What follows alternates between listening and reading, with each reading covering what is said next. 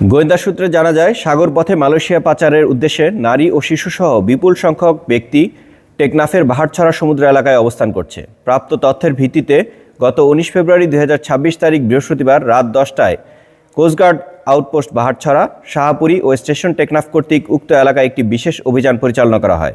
অভিযান চলাকালীন আভিযানিক দল একটি সন্দেহজনক বোটকে থামার সংকেত প্রদান করলে বোটটি পালিয়ে যাওয়ার চেষ্টা করে। অতঃপর আভিযানিক দল বোটটি ধাওয়া করে টেকনাফের বাহারছড়া কচ্ছপিয়া সংলগ্ন সমুদ্র এলাকায় আটক করতে সক্ষম হয়। পরবর্তীতে আটককৃত বোটে তল্লাশি চালিয়ে মালয়েশিয়া পাচারকারী নারী ও শিশুসহ ৫৫ জন ভুক্তভোগীকে উদ্ধার করে ও ৫ জন মানব পাচারকারীকে আটক করে। উদ্ধারকারীদের জিজ্ঞাসাবাদে জানা যায়, কয়েকটি সংঘবদ্ধ পাচারকারী চক্র বিদেশে উন্নত জীবনযাপনের স্বপ্ন, উচ্চ বেতনের চাকরি, অল্প খরচে বিদেশে যাত্রার প্রলোভন দেখিয়ে টেকনাফ সহ দেশের বিভিন্ন এলাকা থেকে বাংলাদেশি ও রোহিঙ্গাদের মালয়েশিয়া গমনে উদ্বুদ্ধ করে সাগর পথে পাচারের পরিকল্পনা করেছিল। উদ্ধারকৃত ব্যক্তি ও আটককৃত মানব পাচারকারীদের পরবর্তী আইনানুগ কার্যক্রম প্রক্রিয়াধীন রয়েছে।